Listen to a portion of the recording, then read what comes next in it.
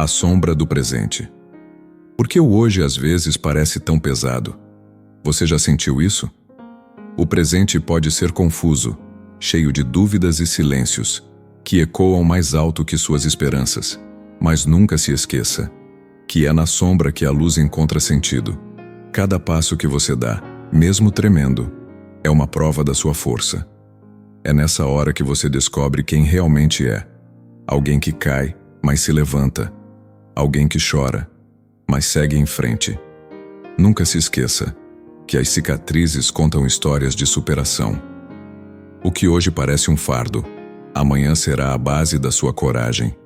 Você carrega dentro de si uma força que nem a maior sombra pode apagar. Então respire fundo e continue.